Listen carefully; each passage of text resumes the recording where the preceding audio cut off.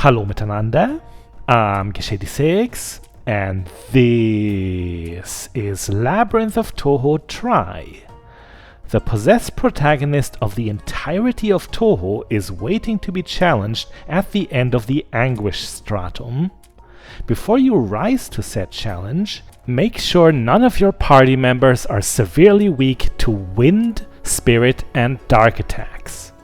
Equipment for these resistances can be found during dungeoneering between Marisa's boss fight and this one. Reimu's possession reveals her trauma to be the polar opposite of Marisa's. The Shrine Maiden feels trapped in her prodigious role as Gensokyo's chosen, and even envies the ordinary magician's freedom to find her own ambitions and the low societal expectations she's under. That's right, Reimu's paradise is to be lazy and irrelevant. Once the battle starts, Reimu will randomly assume one of two battle patterns, the flying form or the exorcism form. Our dice roll landed on the flying Shrine Maiden. Her accompanying moveset is made up of wind attacks that mostly target your defense. What you need to watch out for is that the flying form already begins with a pretty strong party-wide attack.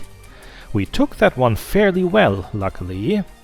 No matter the form, Reimu is a lot more vulnerable to your magic than direct attacks, yet she's not so excessively armored that our warriors can't contribute. Among them is the Nekomata newcomer Chen, who used to be a swift fighter that acted frequently, but only for little damage each time in the previous Labyrinth of Touhou games. Her usage has changed a little, and we'll see what she can do soon.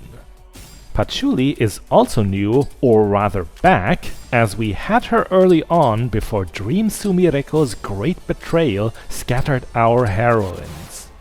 The witch is very effective, but she's also under high risk, particularly during the flying form. Only switch her in when Reimu is far from getting her next turn.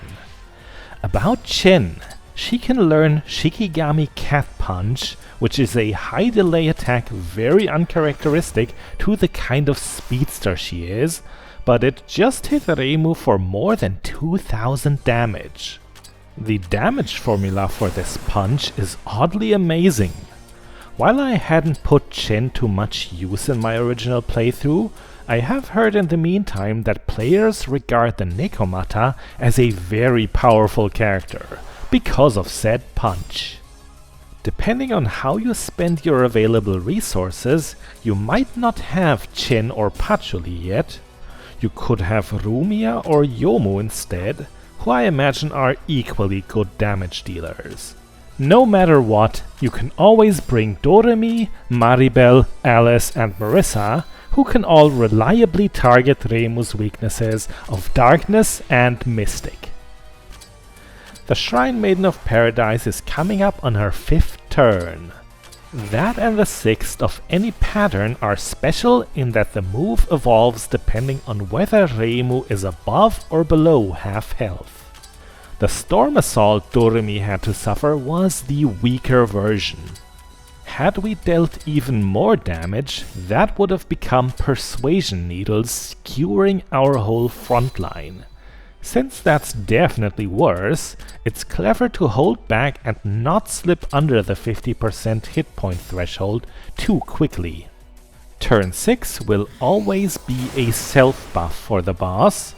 Knowing that means you don't have to worry about who is in the front line, and you can safely prepare to deal more damage.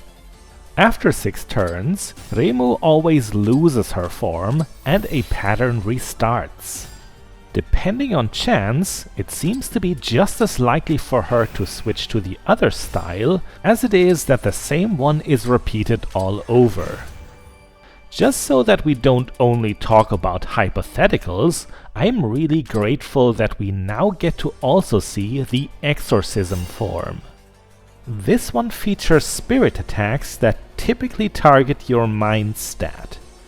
The first turn starts with a single target yin-yang orb attack. Although that may sound tamer than the beginning of flying form, that orb hits rock hard, and I overall regard exorcism form to be more dangerous. I'd say it's because you have less characters with a decent mind stat than those with a strong defense at this point. Even the girls that do, like Koishi and Patchouli, aren't perfectly safe here. A character you might underestimate during this encounter would be Alice. While her hits will score lower than Marisa's or Patchouli's, she has a better survivability than both, not to mention that she dodges quite often. The doll maker is therefore very safe to stay on the front line for a long time. Plus, Alice brings a very useful ailment with her. Heaviness comes with her Shanghai doll spell and is always worth inflicting. Incidentally, depending on the form, Reimu is more vulnerable to the situationally better affliction.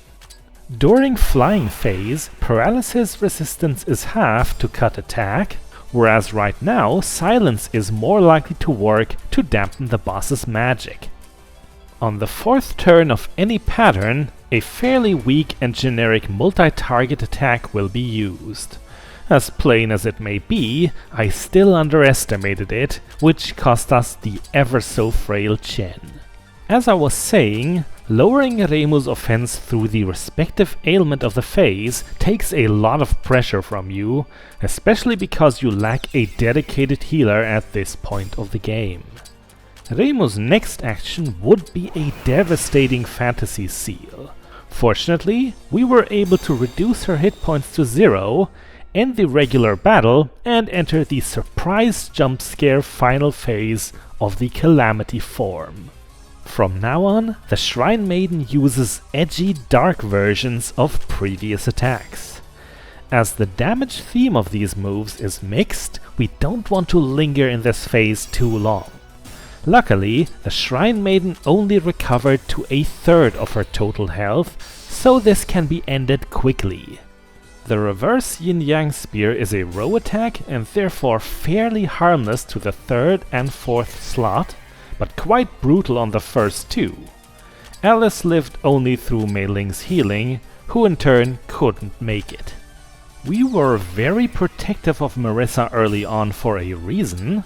Now that we're in a rush, she can prove that she is the best damage dealer for this encounter. And that's it. If you've held your party together until Calamity form, you should be able to win before too many strong and unpredictable attacks go off. Far less players have gotten stuck on Reimu's battle compared to Marisa's, as that one was really gimmicky, whereas this was not easy, but challenging in a more generic way. That's pretty funny when you consider Reimu being the Anguish Stratum's master, and Marisa only the halfway obstacle.